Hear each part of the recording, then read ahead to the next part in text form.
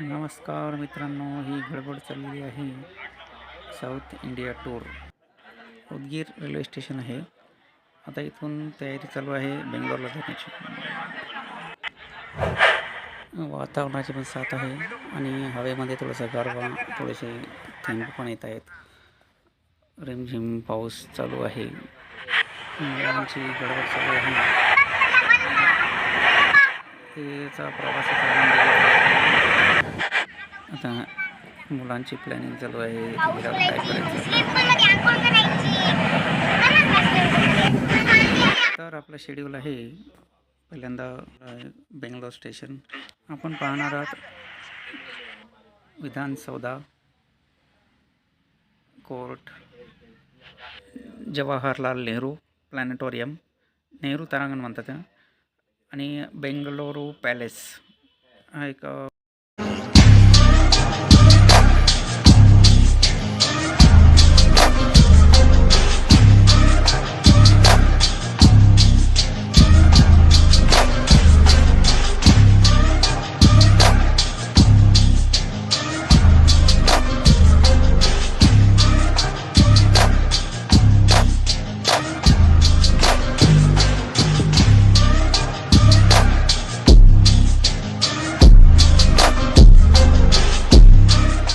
विधानसौधाची माहिती एआयच्या माध्यमातून.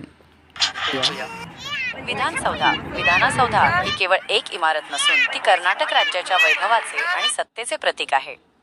बेंगळुरूच्या मध्यभागी असलेली ही वास्तू भारतातील सर्वात भव्य प्रशासकीय इमारतींपैकी एक मानली जाते. या ऐतिहासिक इमारतीबद्दलची महत्त्वाची माहिती खालीलप्रमाणे आहे. 1.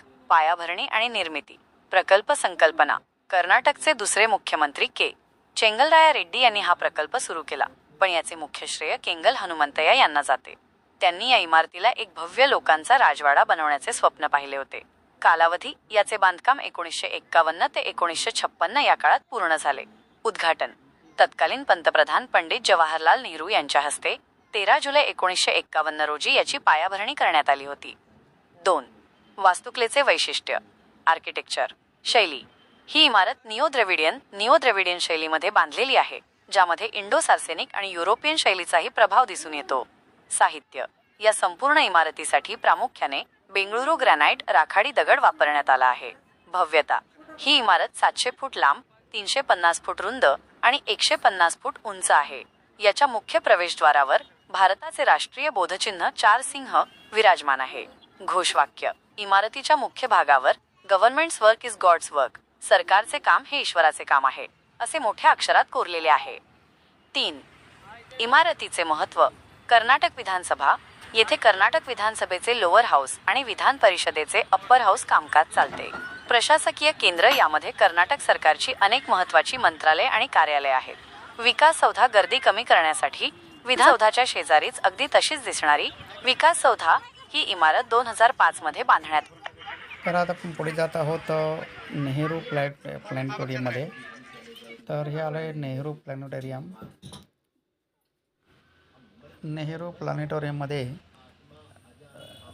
वैज्ञानिक दृष्टिकोनातून बनवलेले काहीतरी खेळणे आहेत बऱ्याच प्रकारचे. लहान मुलांना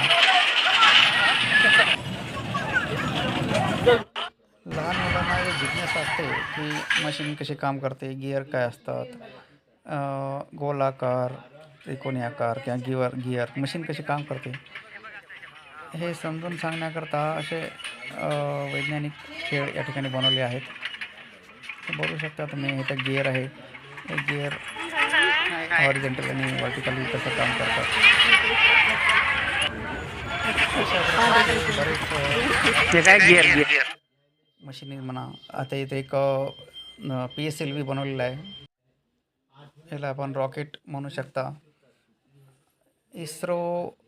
इस्रोचं पण केंद्र या ठिकाणी आहे बेंगलोरमध्ये, इस्रो सेंटर. तर या ठिकाणी याची एक प्रतिकृती बनवली आहे. हे तुम्ही पाहू शकता. इथं एक ग्रहतारे बनवले आहेत, नवग्रह बनवले आहेत. या ठिकाणी नवग्रहाचं चित्र प्रतिकृती बनवलेली आहे. सूर्य दिसतो इथे या ठिकाणी लाल प्रकार मोठा.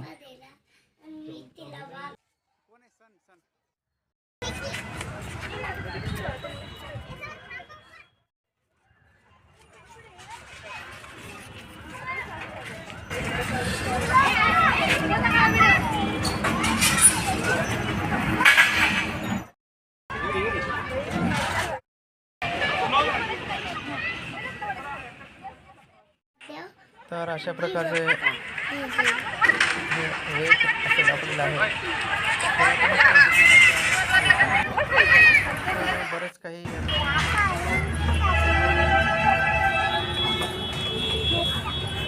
बापरे प्रत्येक फिरायली पृथ्वी. चल चल फिर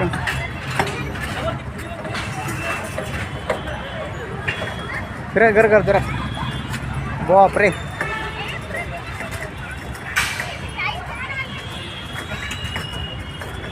हाँ फिरा जरा. बापरे ओ दाखव.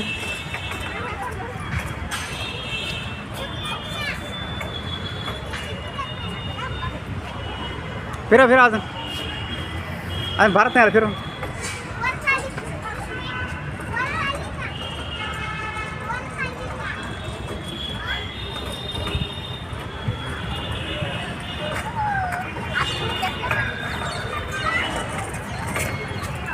हाँ फिरव ना अजून भारत आला इथं. बापरे आला आला आला भारत. वा आला आला इंडिया.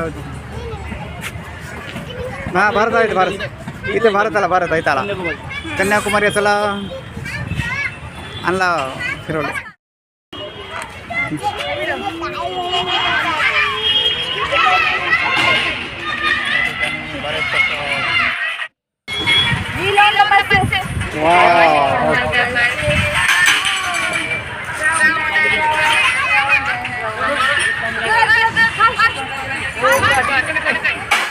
Sold out.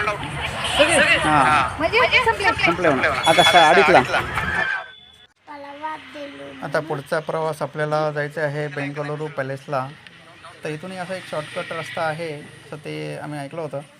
इकडं बस तर कुठं जात नव्हते. मग आम्ही असंच एक आनंद घेण्याकरता फिरत फिरत निघालो आणि रस्ता असं एक फ्रेश वातावरण वाटत होतं. छान मस्त वातावरण म्हणजे थोडासा गारवा पण होता. आभाळाचं वातावरण होतं. पाऊस तर थोडंसं नंतर लागलं पण सध्या तर नव्हता या ठिकाणी. तर असंच आम्ही फिरत फिरत बेंगलुरू पॅलेसपर्यंत आलो आणि हे पाहू शकता तुम्ही बेंगलुरू पॅलेस.